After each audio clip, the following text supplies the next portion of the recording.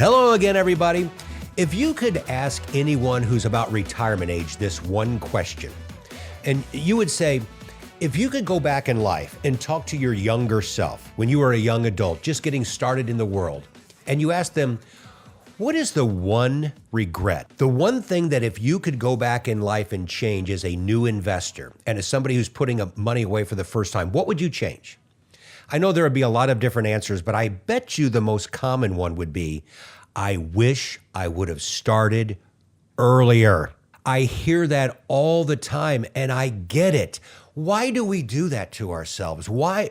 Most young people inherently know they should be starting an investment plan. That's all they hear. Their families telling them this, people at work are saying it, but we keep putting it off. Why is that?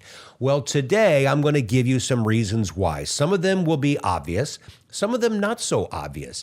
And I hope by the end of this podcast, you will learn what it causes this impediment for younger people to start a long-term investment plan. And if you're an older investor, you perhaps can use this to help benefit younger investors. All right, so let's get started. 4 things, 4 walls that keep young folks from starting an investment plan. The first one, lack of inertia.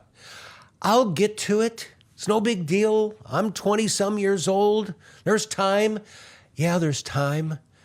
You'll be in your 30s then before you start. Don't be one of those folks, most people who get older in life and say, I wish I would have started earlier in time. This is the way that I do things. When I have something that I know that needs to be done, but I don't want to do it, we all are like that, right? Like my wife has 3 things I need to get done. The only way that I'll accomplish it is I have to write it down. If I have it in front of me, I love the accomplishment where I can scratch it off. Do this if you're a young investor.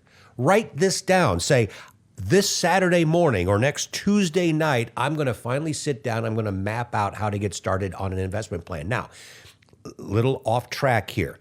Before you even put money into a Roth IRA or start a 401k, there might be some other things you have to take care of first. For example, if you have high interest debt, you racked up some credit card debt or some old college loan that has very high interest, all right? Take care of that if you can.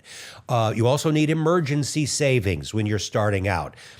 If all of a sudden your vehicle needs 4 new tires, you better have some money put aside, okay? So once you've taken care of the basics and then you start an investment plan, get started with that plan now. Okay, number 2, we have this. I don't have any investing skills. Folks, I get it. I've said this before. This country does a very poor job of educating young people on how to invest. So you might be saying, look, I didn't learn this in school. I'm not a business major. In fact, this kind of stuff bores me. I really don't want to learn. I get it.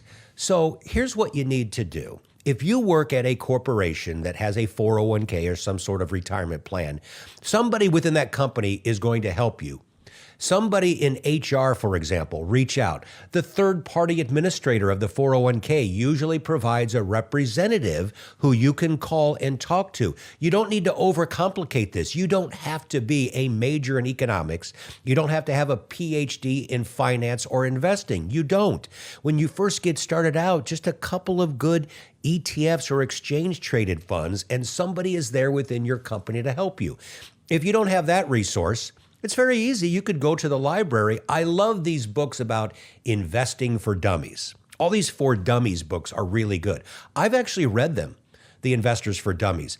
They are really, really good, I think. So don't be afraid to use them. All right, you guys, by the way, you're the younger generation. Here, I sound so old. You have so many resources in front of you that folks like us didn't have. I had to get my sorry butt into a car and drive to the library and pull some arcane investment book off the shelf to try to teach myself. There's so much out there for you, including maybe even some classes at the local junior high. But you have to be intentional. All right, number 3, we go to, I don't have enough money. How can I start an investment plan if I don't have any money? I get that too. But I bet you most of you have something you can start with. You think $50? That's why even do that? I would rather keep that $50 and go have a nice meal somewhere. I'm telling you, you probably have the money and you wouldn't even miss it. Try it.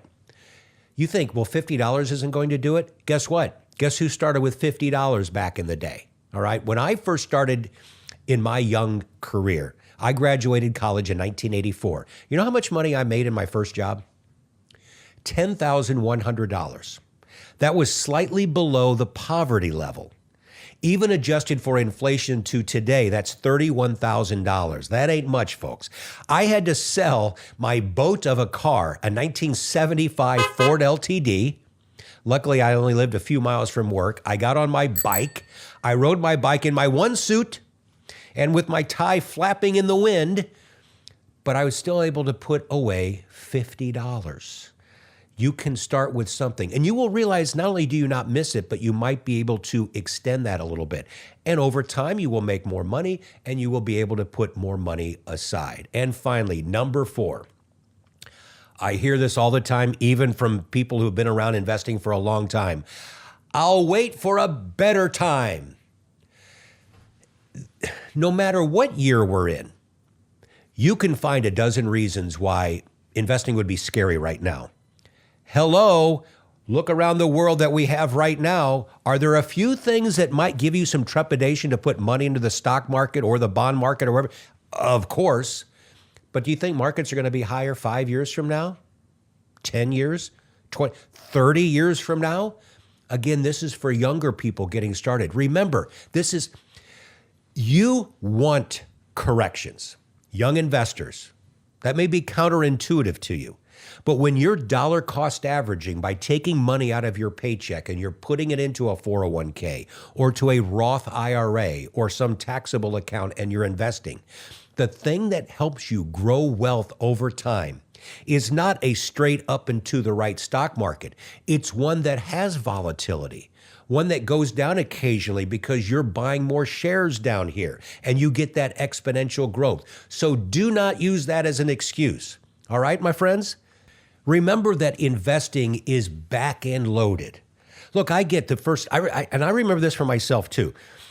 The first $5,000 for me to put away and see that grow to that took quite some time, years. And then 5,000 to 10,000, and then double to 20,000, and then double to 40, and then double to 8. And you're thinking, when do I ever see what I think I'm going to need by the time I retire?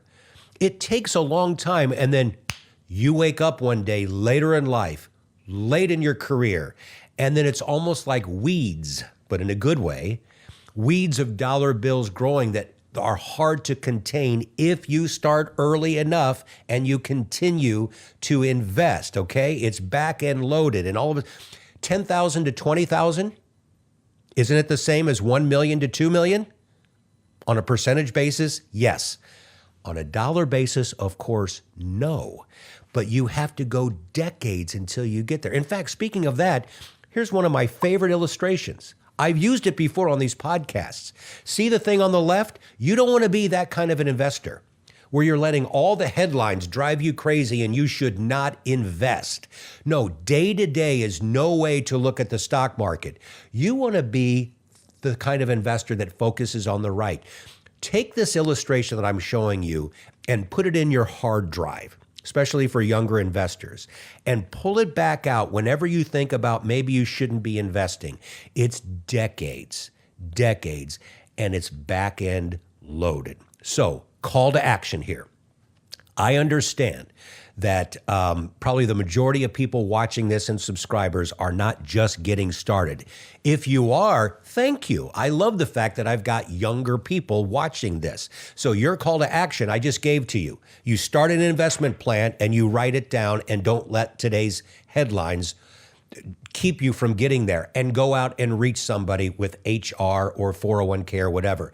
Everybody else, for you seasoned investors out there, take this and send it to somebody. I guarantee you know who's just getting started. Is it your adult child, grandchild, somebody you know through your kid's school, whatever? Show this to them. If they live near you, sit down and go over this with them and set them on the right path, something that most of us, including yours truly, never had a chance to see when we first started. I hope that helps. I hope this has been very, very helpful information for you. Please pass it along. Remember to always hit subscribe if you haven't done so already, and we'll talk to you again next week.